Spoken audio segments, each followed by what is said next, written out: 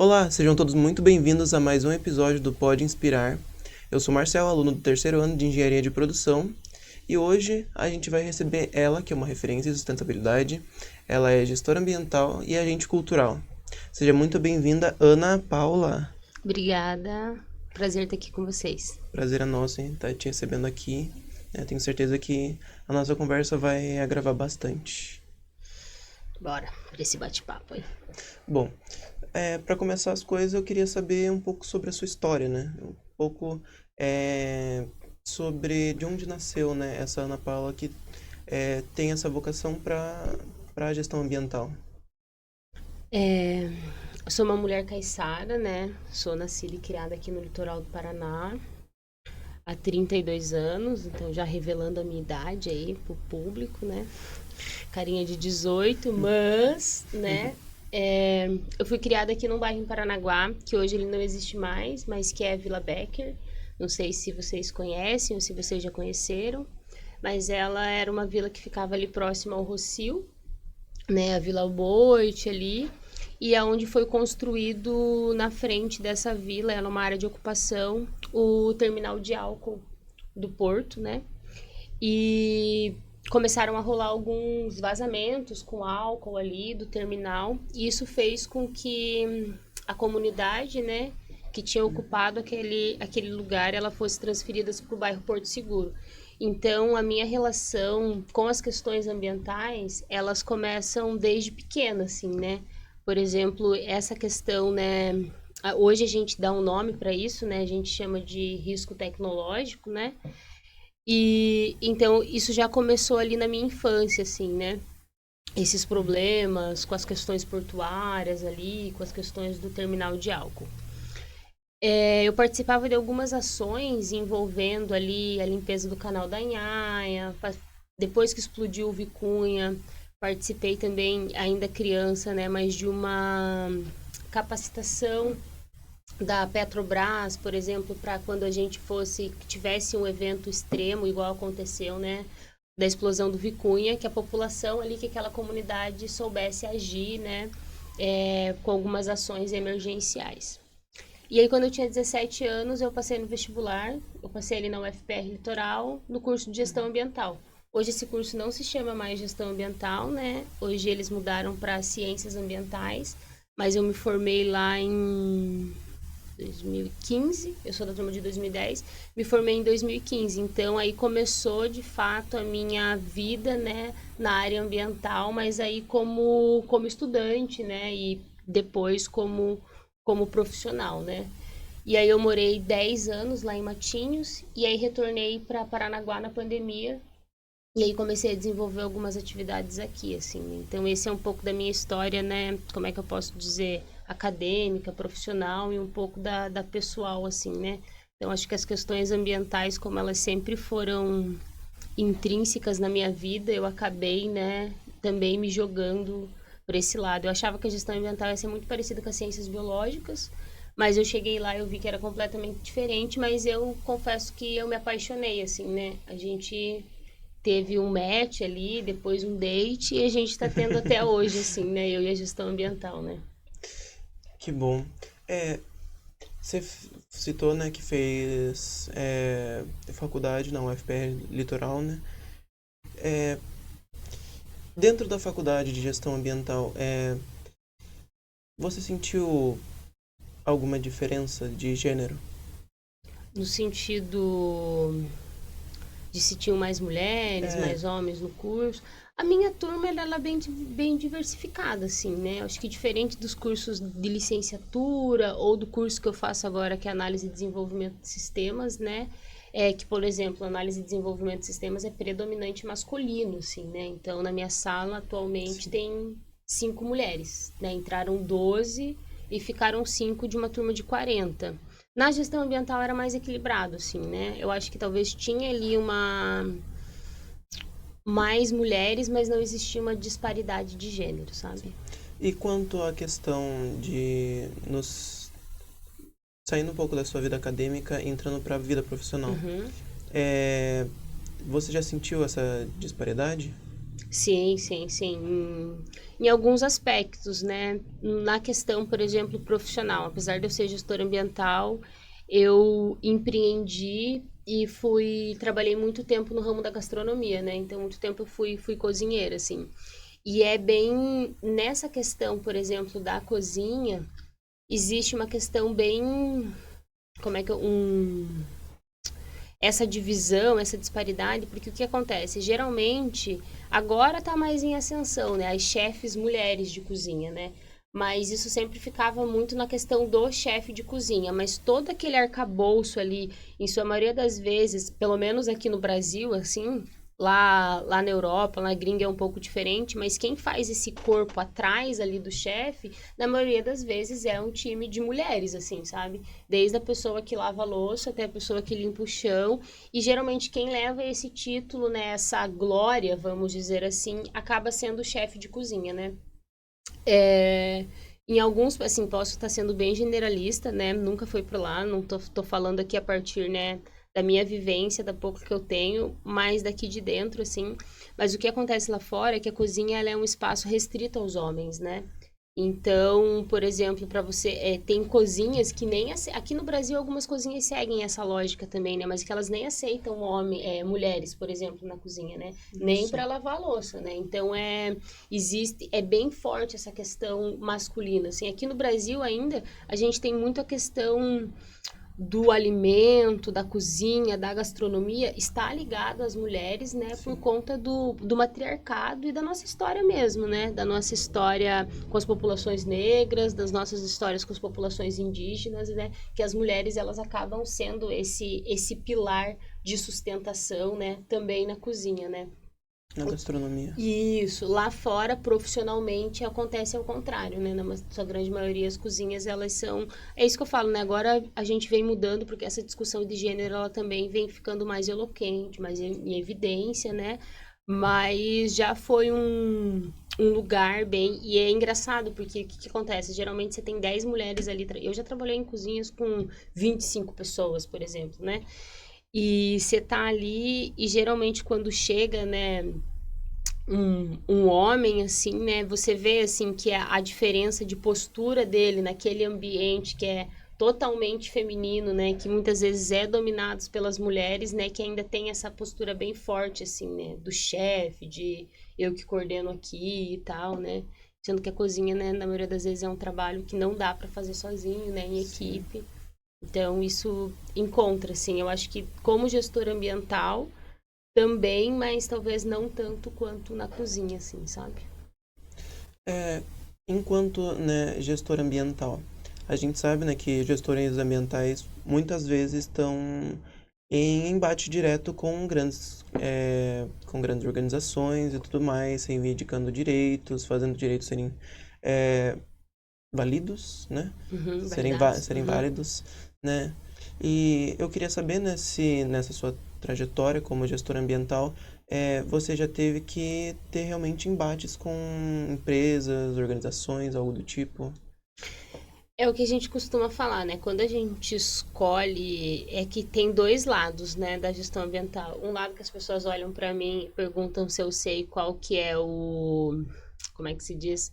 Qual que é a cor da lixeira que vai o plástico, né? Qual que é a cor da lixeira que vai o metal.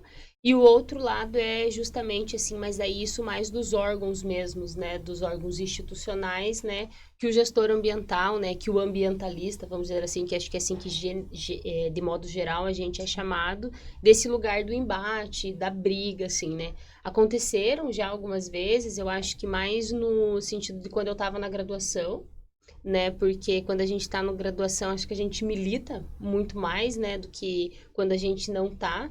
É quando a gente sai da graduação, não é nem que a gente quer parar de militar, né, mas é porque a vida de gente grande Uhum. começa a comer a gente e a gente vai tendo que ter algumas prioridades, né?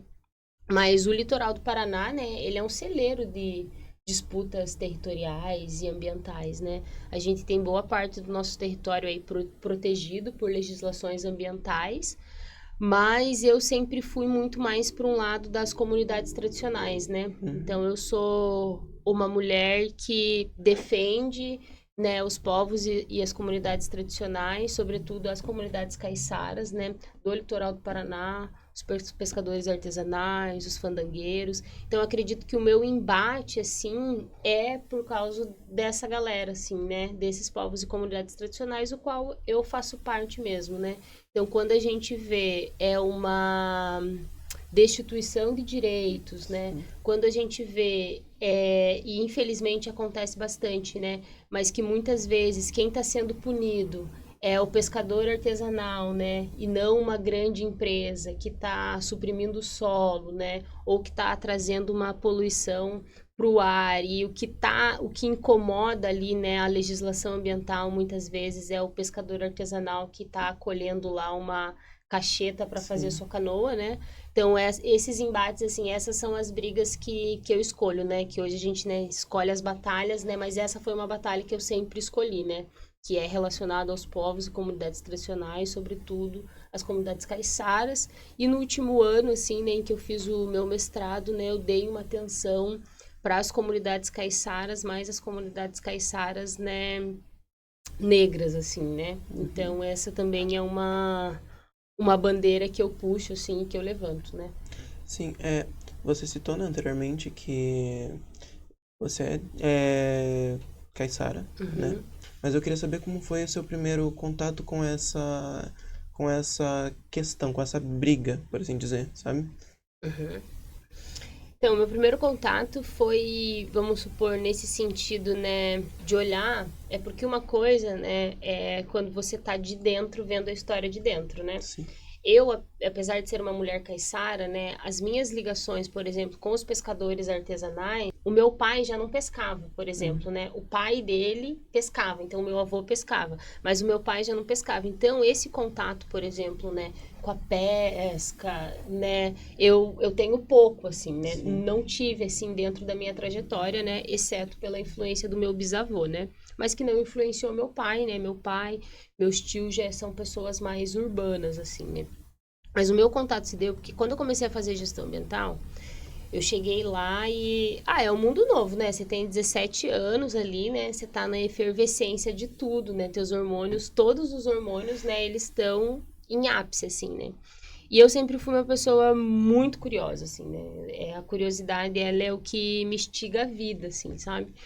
E quando eu cheguei lá na gestão ambiental, que eu sentei lá, eu tive aula com professores muito bons mesmo, assim. E eram pessoas que estudavam o litoral do Paraná. E algumas delas estudavam as comunidades caiçaras. Só que quando eles estavam falando lá, assim, dando aula, né, tipo, os caiçaras, os pescadores artesanais, né, os fandangueiros, e aí eu ficava, cara, mas eles estão falando, tipo, de mim, assim, né, eu ficava meio assim, né, e aí eu descobri isso, assim, né, eu descobri que muito daqueles professores ali, que faziam pesquisa, que produziam pesquisa, né, foi o meu primeiro contato com a universidade, né, foi esse, assim, eu descobri que eles estudavam as comunidades caiçaras. E aí, ao mesmo tempo que eu tive esse insight que eles estudavam as comunidades caiçaras, eu tive esse insight e disse, cara, mas eu sou objeto de estudo desses caras, entendeu? Desses professores, né?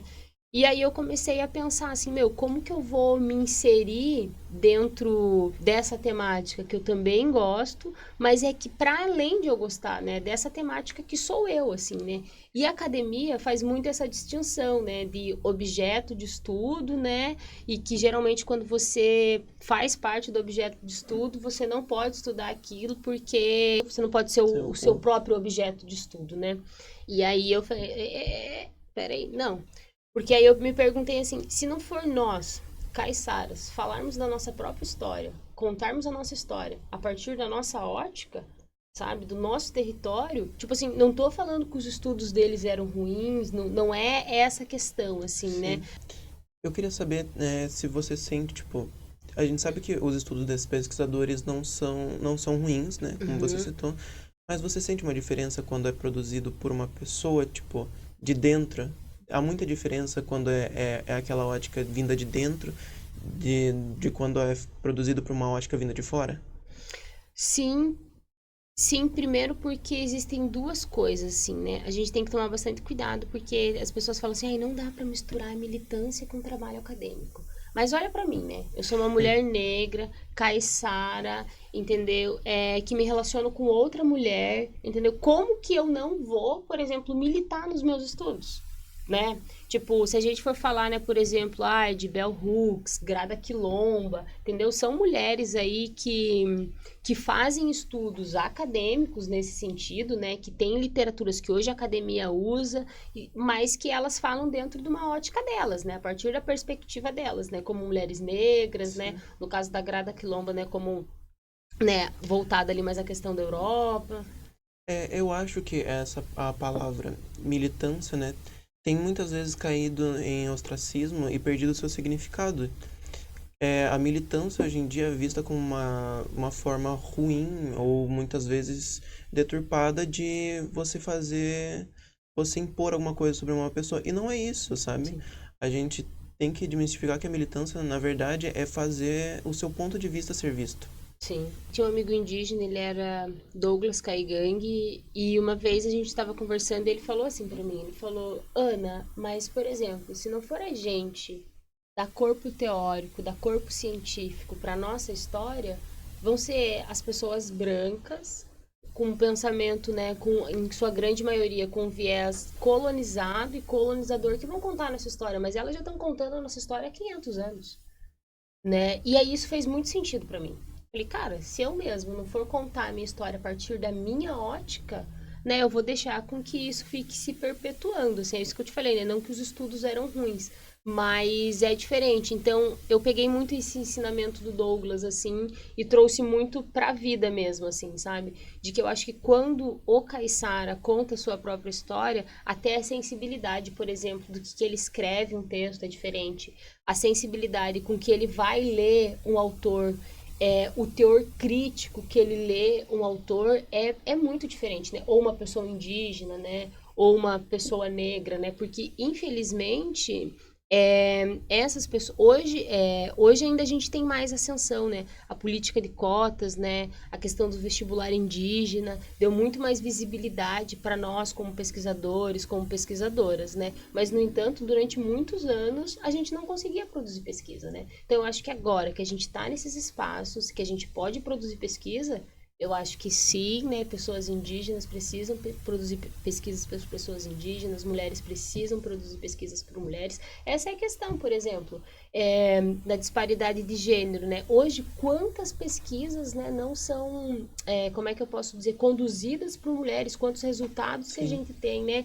E muitas vezes isso também acontecia, só que ficava muito ali, né? Essa questão não era muito dissipada, muito propagada, né? Hoje em dia, com os debates de gênero, né, com o debate de igualdade nesse sentido, a gente está, teoricamente, né, ocupando os mesmos postos em alguns lugares muito mais que homens ocupam, né? E com pesquisas de qualidade, com Sim. textos de qualidade, com textos publicados, né, em revistas internacionais, né? Então não existe essa questão, né, de tipo, o homem produz melhor, né, que a mulher ou não, né? Acho que hoje a gente consegue ver que isso é uma falácia e que, na Sim. verdade, né, é um discurso bem misógino, assim, né? E que vem se Com certeza. perpetuando durante anos, assim, né? Mas que aos poucos a gente vai avançando, né? Sim. Tecnicamente falando, né, é, os estudos, né, realizados por pessoas que não são de dentro da comunidade, né, seja ela de mulheres, estudos feitos por homens sobre mulheres, estudos feitos por pessoas que não são da comunidade pesqueira, por exemplo, feitos por estudos sobre comunidades pesqueiras feitos por pessoas que não são pessoas de comunidade pesqueira, tem sim sua qualidade e tudo mais, e assim como estudos feitos pelos que estão dentro também têm a sua qualidade. São só pontos de vista Sim. diferentes, sabe? E os dois levam muita verdade entre si, mas é muito importante, né, que os que estão dentro da comunidade também possam, né, se expressar e realizar suas próprias pesquisas, né? Tomando esse gancho, né, da pesquisa, etc., dentro da universidade, da academia, teve alguma pesquisa que tomou o teu coração, que você falou, pô, eu gostei muito de ter feito essa pesquisa? Tem várias, assim, né? Eu costumo dizer, né, que eu sou uma ratinha, assim, né? Da pesquisa, assim, né? Eu gosto bastante mesmo, assim, de tanto que é isso, né? Eu terminei um curso de mestrado e eu tô fazendo outra graduação, né? Mas teve algumas, mas eu acho que eu vou destacar aqui, assim, a minha pesquisa de mestrado, a minha dissertação de mestrado, que foi que eu realmente tive a liberdade como pesquisadora para pesquisar o meu tema e é isso, assim, eu acho que defender o que eu acredito ali dentro a partir de autores e de autoras que eu também acredito, sabe? Que tem um pensamento um pouco mais, né, um pensamento que não está estabelecido nesse cânone europeu, sabe? Que a gente tá aí acostumado a, pô, há muitos anos seguir o mesmo cara, o mesmo tipo de pensamento. E hoje em dia, alguns pensamentos já nem não fazem mais sentido para os dias atuais, né? Então, eu acho que eu ter essa liberdade dentro da minha pesquisa, né? Na minha pesquisa de mestrado, eu pesquisei a influência das africanidades na territorialidade caiçara, né? Então eu fui buscar influências da comunidade africana no nosso dia a dia de hoje, né? O que que interfere na nossa vida, assim, né? Então eu fui fazer essa busca. E aí, para isso, eu quis fugir mesmo, né? Quis fugir desse centro, né? Porque o, o conhecimento, né? Então eu fiz uma discussão um pouco filosófica no começo, justamente de quem está no centro desse conhecimento, né? Quem produz esse conhecimento e essa perspectiva de quem produz, que em sua grande maioria, né, vão ser homens brancos e europeus, eles vão dar a direção para todo o sentido de pesquisar, assim, sabe? E aí, e é isso, assim, eles colaboraram muito, né, para o sentido da pesquisa, mas, no entanto, hoje a gente já tem, né, a percepção e novos pesquisadores, né, e nem precisam ser tão novos assim, né, que tem uns que são da mesma época que esses caras aí, né, que esses grandes pensadores, grandes filósofos, mas que como quem escreveu a história foi o branco, foi o colonizador, eles nunca foram citados, né? Então, é meio que essa é a perspectiva, né? Então, quando você está contando a história, né, a partir de que ponto você vai contar a história, né? Então, na minha dissertação, eu tentei trazer isso, né? Eu tentei tirar um pouco esse cânone, esses autores que sempre do centro, e tentei colocar autores e autoras, né, que estão à margem, né? Que eles dizem, né, que esse centro diz que está à margem, né? Porque é esse centro que determina, né? Trazer Quem essa vai estar margem no para o centro. isso, quem vai estar no centro e quem vai estar na margem, né? Então eu quis fazer essa lógica contrária, né, de trazer para o centro, né, esses pensamentos que até então e que para muitos autores são periféricos, né? Quis trazer eles para o centro, assim. Então eu tenho um carinho bem especial pela minha dissertação, assim, primeiro porque eu produzi algo que eu sempre quis, que foi algo aqui no litoral do Paraná, que foi algo com a minha cidade, que é Paranaguá, que foi algo com Valadares, que assim, eu sou bem apaixonada assim pelo Valadares, então estar naquele território, né, desenvolver minha pesquisa lá, mesmo sabendo que apesar de uma pesquisadora, né, eu sou uma pesquisadora daqui, né, produzindo conhecimento para cá, para o meu povo, para minha comunidade. Então isso eu destaco isso assim, né? Eu tive um orientador assim que ele foi maravilhoso assim, né? E uma co-orientadora que também foi maravilhosa. Meu orientador foi o Antônio Alinsky. Hoje ele está lá na UFPR, ali de Matinhos, mas antes ele dava aula ali no IFE. E foi a professora Patrícia Martins, que também é uma grande historiadora, antropóloga. Hoje ela está trabalhando lá no MINC, em Brasília. Então eu tive essa liberdade mesmo, né? A Patrícia, uma mulher negra que também estuda aí as comunidades caiçara, o Antônio, um homem branco, geógrafo, mas que em muitas vezes ele chegava para mim e ele falava assim, Ana, eu não tenho cacife para entrar nesse tipo de discussão. Então, se você, sabe, como que ele falou assim, você tem a liberdade para usar os autores e as autoras que você quer, porque eu não consigo dar meu pitaco, porque é isso, eu sou um homem branco, eu sou um homem hétero, a minha visão de mundo, a minha leitura de mundo É dentro desse totalmente aspecto é totalmente diferente. E o que eu acho que mais me deixou assim feliz assim foi eu utilizando algumas referências que eu mesmo tinha escolhido na minha dissertação e depois ver ele utilizando isso em sala de aula, assim, sabe? Então, isso foi, tipo, eu falo, caraca, que massa, né? Foi algo que... E, assim, dessas conversas que a gente tinha ali, né? Extra, assim, dele falou, Ana, gostei bastante daquele livro, é um livro que agora eu vou usar. Como é que eu ainda não tinha usado esse livro na minha aula, sabe? Então, e é isso, né? E coloca um autor negro ali dentro de uma bibliografia de uma disciplina, né? Que era Sim. contemplada só por homens brancos, né? E ele acaba inserindo, é pouco, mas é o que inspira, assim, também a gente, né, a continuar fazendo pesquisa, né, ver que pelo menos um pouquinho do nosso trabalho deu certo, né. É, é muito importante, né? Abrir os olhos, né, da academia para essa gama de autores que muitas vezes são invisibilizados, né? Seja porque nós estamos inseridos em um contexto em que tende a invisibilizar autores negros, mulheres e etc. Ou seja, muitas vezes também por querer, sabe? Sim. Muitas vezes porque sim, sabe? Porque É uma querem. escolha, né. É uma escolha invisibilizar. Algumas vezes pode ser porque a gente está inserido nesse contexto, né, de eurocêntrico e etc. Mas também algumas vezes pode ser por vontade, sabe? Por querer mesmo. Eu queria saber se pode ser dentro da academia, pode ser dentro da sua formação, profissionalmente falando, mas eu queria saber qual foi o maior desafio, né, que você já enfrentou. Olha, acho que vou falar profissionalmente, assim, falando, tem sido esse meu último trabalho, assim, né, que é o Periferia Sem Risco, né. Eu digo de desafio, assim, puxando pro lado profissional mesmo, né, porque pessoal, a gente ia ter que trazer um psicólogo, uma psiquiatra aqui, a gente ia ter que ficar horas, não, tô brincando, né. Traz mais duas Mas... cadeiras, traz mais duas cadeiras. Mas profissionalmente falando, assim, foi o Periferia Sem Risco, tá sendo, ele é um trabalho que tá em andamento ainda, mas eu acredito que a sensibilidade que a gente tem que ter dentro do Periferia Sem Risco para adentrar em alguns territórios, assim, é um grande desafio, assim. Porque a gente, né, o Periferia Sem Risco, a gente executa, faz, na verdade, o desenvolvimento do Plano Municipal de Redução de Risco na cidade de Paranaguá e de Colombo, né?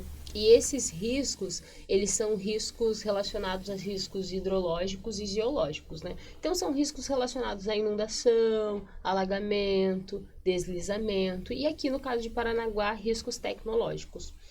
Só que Paranaguá, ela tem assim, acho que como qualquer outro município, né, mas as comunidades periféricas, elas estão nessas margens, né? Então aqui em Paranaguá, onde as comunidades periféricas estão morando, né? Elas estão morando nos manguezais, né? Elas estão morando em áreas ocupadas no manguezal. E assim, né, e aí, para mim, o pessoal e o profissional, nesse momento, eles se encontram, assim, né? Porque é isso, né? Eu vim de um lugar em que foi um lugar de ocupação também, né?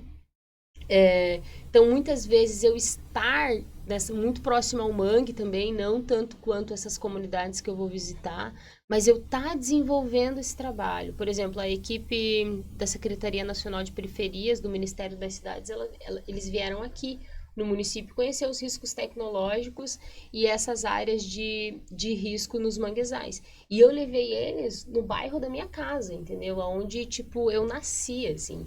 Então, isso, assim, profissionalmente falando, foi uma questão. Falei, cara, eu tô com a galera aqui de Brasília, no bairro onde eu nasci, andando pelas ruas que eu brincava, entendeu? Tipo, trabalhando, fazendo um trabalho, tipo, de qualidade, assim. Mas o maior desafio é quando você chega nessas comunidades e você descobre que muitas vezes o problema da pessoa, o maior problema da pessoa não é inundação. Sabe?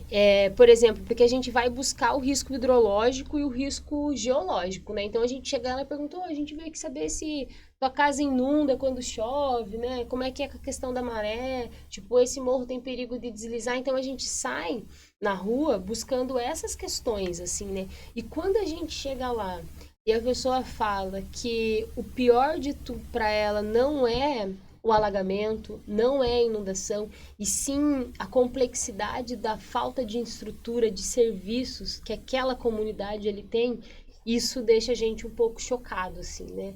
Porque é o que eu falo, assim, né? A gente costuma dizer lá no projeto em Periferia Sem Risco, né? Que a gente vai buscar alagamento, inundação, e a gente sai de lá cheio de demandas de serviço social, por exemplo. De assistência social, entendeu? Porque às vezes a pessoa que tá lá, a gente já perguntou em algumas vezes, né? Pô, mas te incomoda a questão, né, da maré subir e descer todo dia aqui, isso não te atrapalha? Eles, não, isso não me atrapalha. O que me atrapalha, por exemplo, é a diretora da escola, o conselho tutelar não entender que eu não consigo sair de casa quando tá alagado para levar meu filho na escola. Mas é porque eu não consigo sair, entendeu? E aí isso choca, assim, né? Que daí eu vou perder meu benefício do Bolsa Família, porque minha casa ficou 3 dias aqui cheia, a água não abaixou e, né, tipo, as pessoas estão me questionando por que, que eu não tô levando meu filho na escola. Então eu acho que esse, assim, é um grande desafio mesmo, sabe? Porque como profissional, você tem que chegar lá e tem que ter um olhar técnico, né? Você tem que ter um olhar técnico sobre aquela situação. A gente está fazendo um Sim. levantamento, um estudo, né? Mas não tem só como você ter esse olhar técnico, sabe? Porque a gente é gente, Sim, né? É tem que ter esse tipo, olhar social, né? tem que ter esse olhar social, né? E aí são essas questões que a gente traz muito para nossa teia de discussão técnica, né? De ter um trabalho técnico humanizado, né? Porque, por exemplo, não tem como eu chegar numa casa dessa que, por exemplo, a pessoa falou isso para mim, eu simplesmente virar minhas costas e falar assim: "Ai, dona Maria, tá bom, beleza, mas isso você resolve com a ciência social e ir embora". Eu, Ana Paula, não consigo fazer isso. Talvez tenha alguns profissionais que consigam, mas eu, Ana Paula, não consigo, sabe? Então, acho que se deparar em busca de um problema e se deparar com uma teia de problemas e que você não vai conseguir resolver todos, isso é um grande desafio, sabe?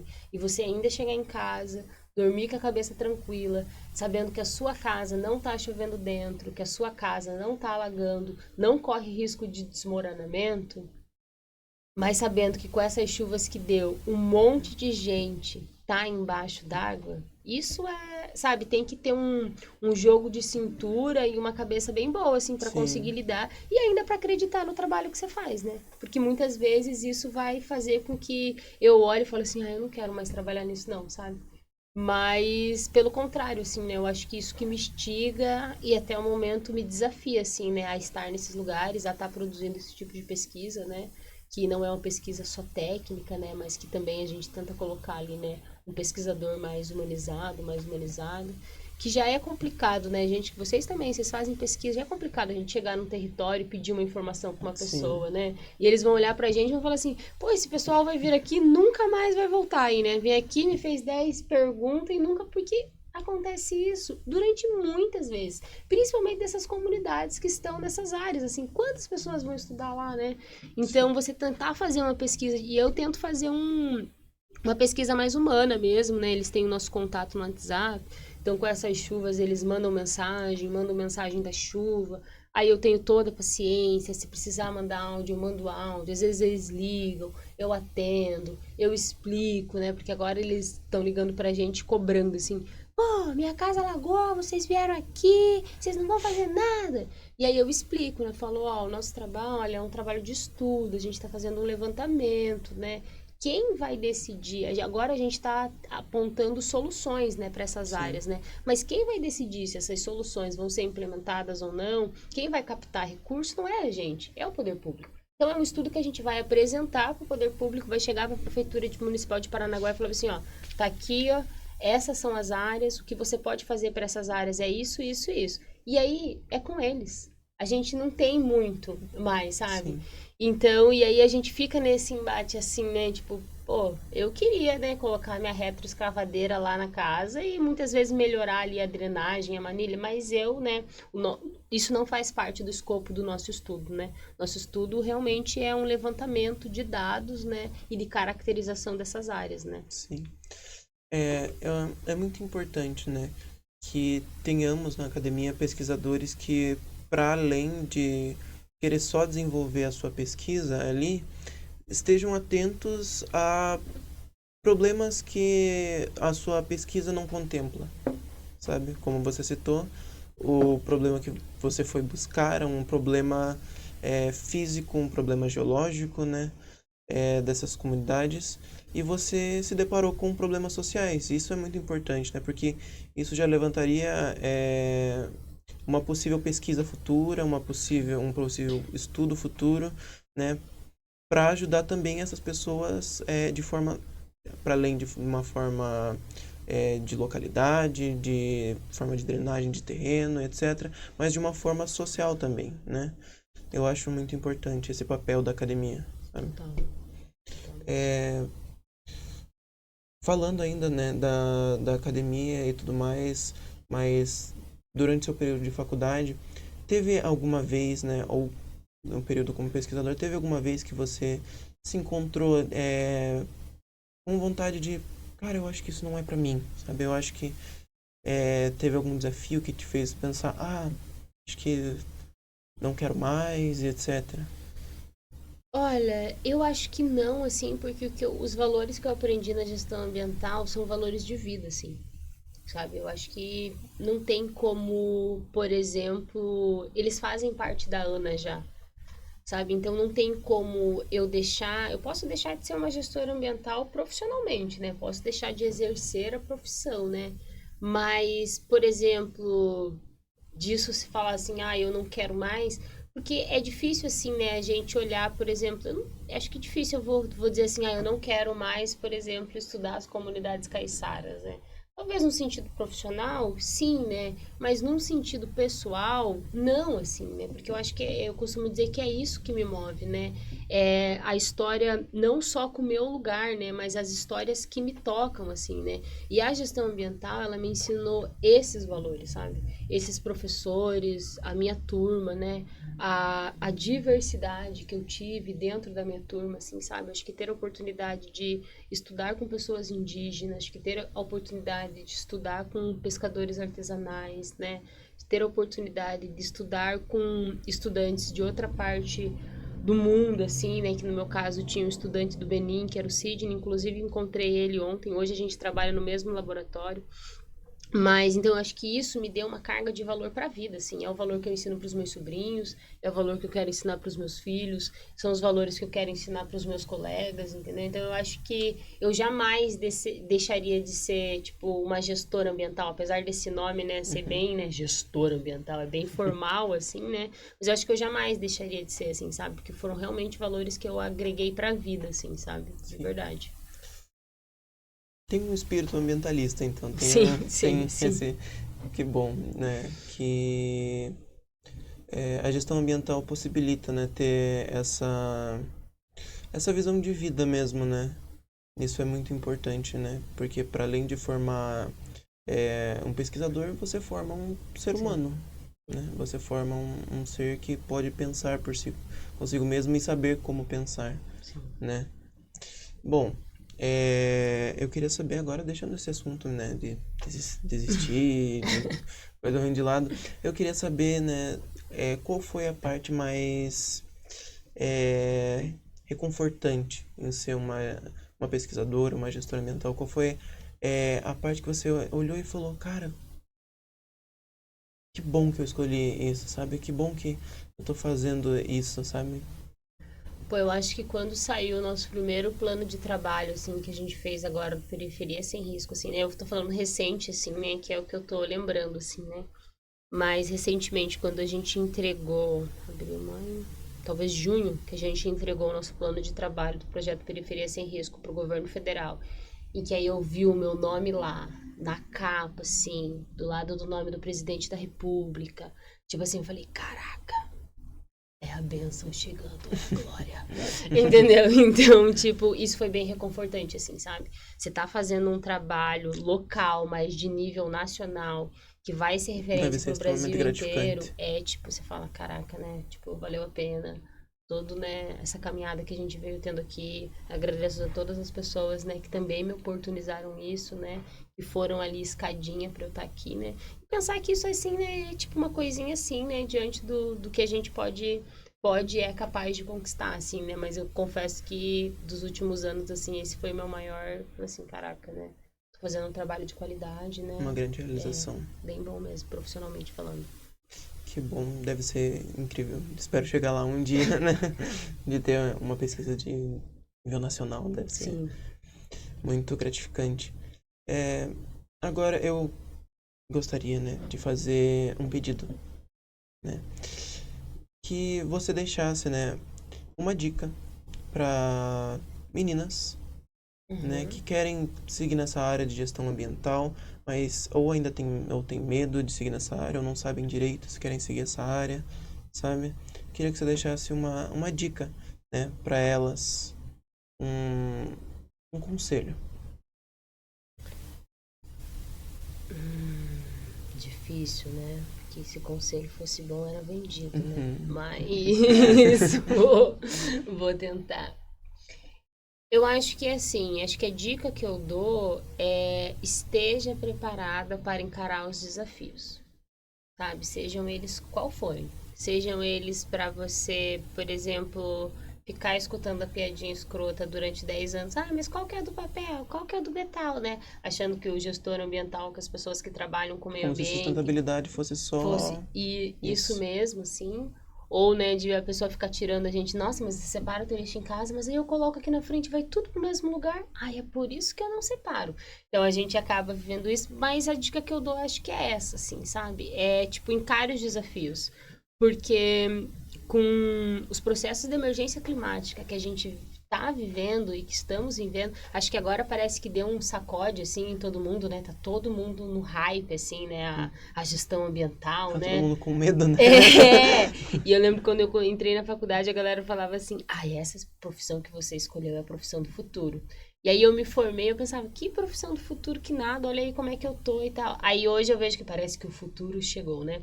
Mas é isso, assim mesmo, encare os desafios, porque a tendência é com que, né, é isso, né, com que a gente tenha que cada vez mais ter uma reformulação dos nossos meios de produção, dos nossos, né, da maneira com que a gente vive, das nossas escolhas, assim, né? Então, uma dica que eu deixo é essa, assim, né? Mas encare com bom humor, né? Com sabedoria, né? Às vezes vão ter que deixar a bola quicando ali, mas essa é a dica que eu deixo. Incrível, eu tenho certeza que vai servir de ajuda para muitas meninas que querem seguir essa área. Sim, Coragem e leveza, né? total mesmo. Tem que ter coragem mesmo. Que bom. Agora, para finalizar, eu gostaria de fazer a última pergunta, né? Que leva o nome do nosso podcast. Ela não está no nosso roteiro. Eu olhando o roteiro, Ela né? não está no nosso roteiro. Porque a gente gosta de pegar de surpresa os convidados, né? Mas é a pergunta que leva o nome do nosso podcast. E é uma pergunta sobre a vida, né? Nós gostaríamos de saber, né? Quem na vida, seja familiar, profissional, acadêmico, em qualquer âmbito, quem te motiva? Quem te inspira? São muitas pessoas mesmo que me inspiram, em sua grande maioria mulheres, assim. Mas eu vou começar citando uma pessoa que é da minha família, que é minha tia Sueli Costa, assim. Eu acho que ela foi a grande mulher que inspirou a minha vida, assim, desde pequena, assim, né? Ela é professora, então sempre quando eu via ela, eu queria ser professora. Ela foi a primeira pessoa da minha família a terminar uma, uma graduação, a entrar na faculdade, a terminar uma graduação.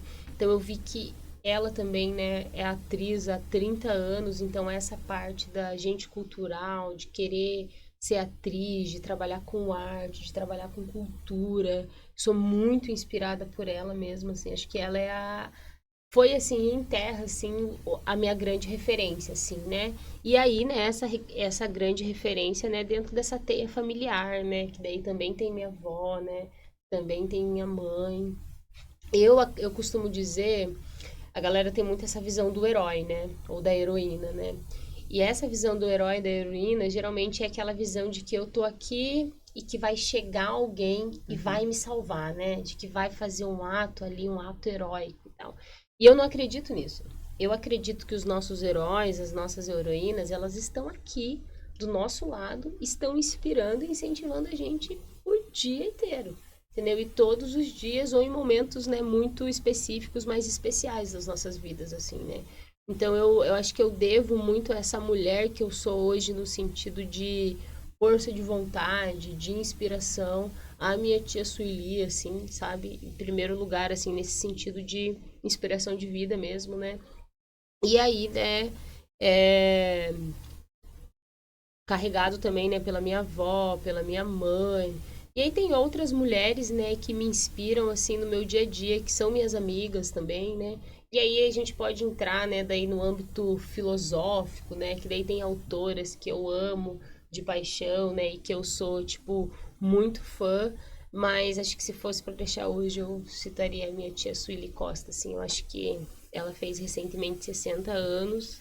Desde que eu conheço ela, ela é atriz, ela é professora. E, bah, ela é uma baita inspiração mesmo, assim, sabe? Agora ela vai lançar 2 filmes recentes aqui que foram produzidos aqui na cidade e Que ver ela, incrível. assim, nos clipes dos filmes, assim, eu falo, cara, tipo, um dia eu quero ser que nem ela, assim, sabe? E isso me inspira muito, assim, me inspira demais mesmo. Incrível. Eu achei muito bonito, né, a sua citação. Os nossos heróis estão à nossa volta, né? Sim, sim, sim, As pessoas que nos inspiram, estão à nossa volta. com certeza. Infelizmente, nosso tempo está acabando. Ah, Mas foi um prazer enorme conversar com você. Tenho certeza que a nossa conversa vai servir de inspiração para muitas pessoas, que vai servir para abrir, né, a visão de muitas pessoas. Eu queria agradecer muito a sua presença, né? Queria agradecer muito por essa conversa. não, eu que agradeço vocês, assim, né? E eu espero que também, né, esse podcast, né, que também inspirem aí, né, outras pessoas, né, não só a estarem aqui querendo ser entrevistados, né, mas a também entrevistar, né? Acho que é um trabalho magnífico, assim. Paranaguá é uma cidade carente de cultura, assim, mas não é carente de cultura porque não existe cultura, é carente de cultura por falta de incentivo cultural, sabe? Porque a nossa cidade, ela pulsa a cultura, né? O que Uhum. acontece é que não existe incentivo para que a gente tenha mais trabalhos como esses, assim, né? Que o de vocês, assim, né? Carente de divulgação cultural, É, e talvez. de investimento também, Então, né? Porque a gente vê aí, a galera investe tanto em silo para colocar soja, né? uhum. Poderia também, né, dar uma investida melhor, né, uma amplitude melhor, né, para essas discussões, né, que também informam a gente, né? E não só a gente, mas que também servem de inspiração, né? Porque imagina, né? Provavelmente quando sair eu vou mostrar para os meus sobrinhos, para as minhas sobrinhas, isso também vai ser algo que eles vão levar, né? E quem sabe eles falam, pô, acho que eu quero fazer aquilo ali, né?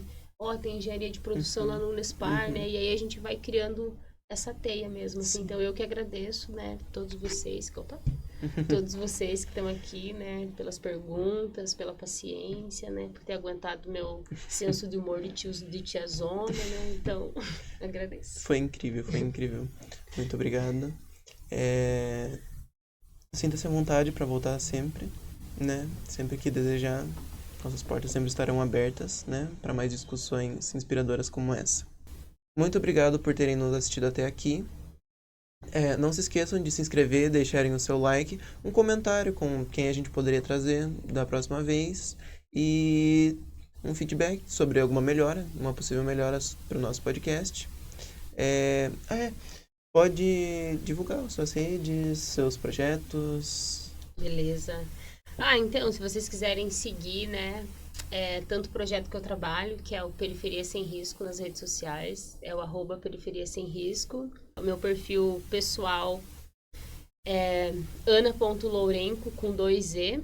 E também tem o perfil da companhia de teatro que eu trabalho, né, que é CIA Cultural Rainha Maçã. Então a gente está com os projetos novos para 2025 através de algumas leis de incentivo. Se vocês quiserem acompanhar, acompanhem lá, vai estar tudo lá. Beleza? Todos os arrobas vão estar aqui na descrição para vocês encontrarem mais fácil. Muito obrigado a todos, um beijo e tchau!